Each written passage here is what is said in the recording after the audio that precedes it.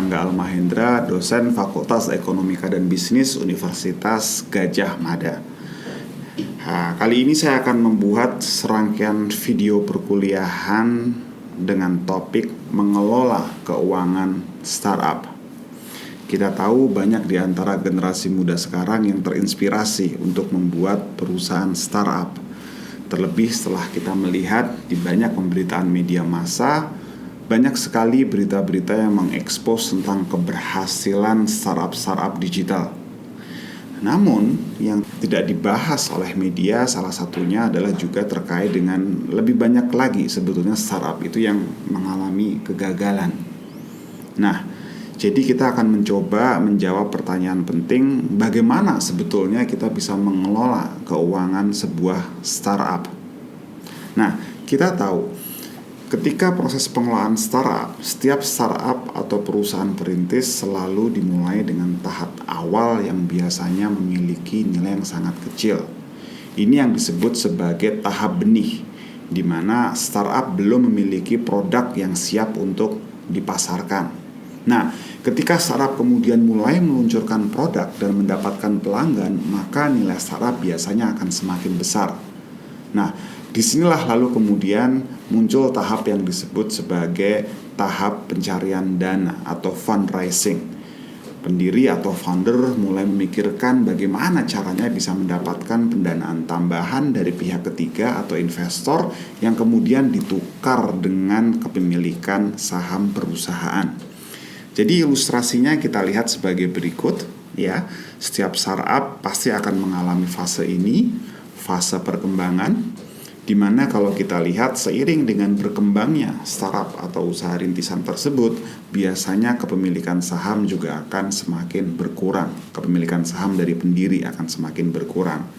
Nah, ini yang kemudian kita lihat di sini. Biasanya secara umum sebuah startup harus melalui beberapa tahapan perkembangan startup ini. Yang pertama adalah tahap pengembangan ide, ya. Yang kedua adalah tahap pengembangan produk. Yang ketiga adalah tahap masuk pasar. Yang keempat adalah tahap pertumbuhan atau traction. Yang kelima adalah tahap peningkatan skala atau scaling. Lalu berikutnya yang terakhir adalah tahap pertumbuhan cepat atau rapid growth. Nah, tentu saja kita tahu di setiap tahapan ini seorang pendiri memerlukan sebuah strategi pendanaan yang juga sangat spesifik, berbeda-beda untuk setiap tahapan, termasuk juga tipe investasi yang nanti bisa dilibatkan. Nah, itulah sebabnya kenapa kita perlu memahami tentang bagaimana sebetulnya teknik valuasi ini juga dilakukan oleh suatu startup. Kalau kita bicara teknik valuasi sendiri didefinisikan sebagai proses penentuan nilai suatu startup yang biasanya kalau kita lihat memang tidak ada formula yang betul-betul tepat, terutama untuk melakukan valuasi untuk startup tahap awal ini, di tahap benih. Nah, biasanya yang akan kita lihat, valuasi itu akan lebih banyak ya, berdasarkan kesepakatan antara pendiri dengan investor. Nah, biasanya sebagai investor tentu saja akan mengupayakan supaya valuasi startup ini akan serendah mungkin. Sementara dari sisi founder atau pemilik menginginkan tentu saja valuasi ini bisa setinggi mungkin. Nah, disinilah kenapa kita perlu memahami tentang yang namanya laporan keuangan, karena setidaknya akan memberi kita informasi terkait dengan metode valuasi apa yang kemudian nanti bisa digunakan. Jadi kalau kita lihat di sini ada 3 metode valuasi yang paling umum. Yang pertama adalah metode diskonto arus kas atau DCF method, yaitu valuasi berdasarkan proyeksi arus kas atau nilai buku dari perusahaan. Yang kedua adalah earning multiplier model, yaitu valuasi berdasarkan perbandingan harga saham di pasar dengan potensi pendapatan perusahaan. Lalu yang ketiga adalah valuasi berbasis aset, yaitu valuasi berdasarkan total nilai aset dikurangi dengan kewajiban perusahaan.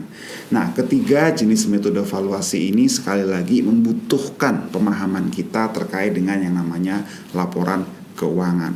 Nah, itulah sebabnya saya kemudian merancang perkuliahan mengelola keuangan startup ini dibagi menjadi 3 modul utama. Modul yang pertama adalah modul pengenalan terkait dengan manajemen keuangan. Modul yang kedua adalah terkait dengan analisis laporan keuangan, dan modul yang ketiga adalah strategi pendanaan bagi startup. Dan kalau kita lihat di sini untuk setiap modulnya ada banyak sekali video pembelajaran yang saya persiapkan. Untuk manajemen keuangan nanti kita akan belajar tentang apa itu sebetulnya manajemen keuangan startup, apa itu neraca, apa itu sebetulnya aset, kewajiban dan ekuitas, bagaimana kita membuat neraca, laporan laba rugi, cara menghitung harga pokok penjualan, cara menghitung laba bersih, bagaimana kita membuat laporan laba rugi, membuat laporan kas, hingga kalau kita lihat di sini kita akan mempraktekkan langsung bagaimana kita membuat laporan arus kas. Nah, untuk modul yang kedua kita akan lebih banyak berbicara terkait dengan analisis laporan keuangan.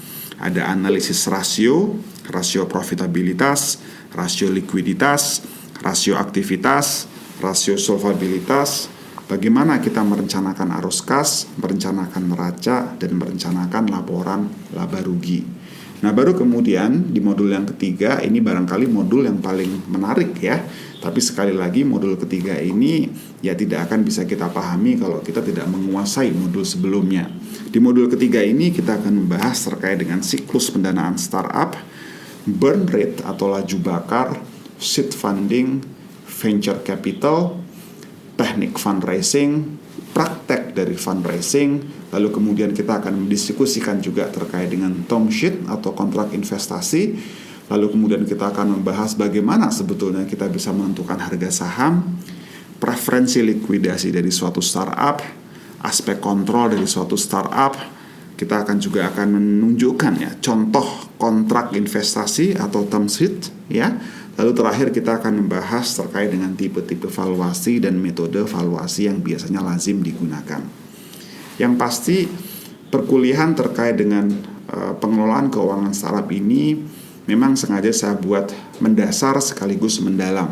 Apa maksudnya mendasar? Supaya ini juga bisa diikuti oleh siapa saja, tidak harus Anda yang memiliki background dalam bidang keuangan. Dan yang dimaksud dengan mendalam tentu saja kita akan membahas setiap aspek secara perinci, secara detail, sehingga kita akan bisa mendapatkan gambaran yang lebih utuh terkait dengan mengelola keuangan suatu startup. Sampai bertemu dalam modul berikutnya.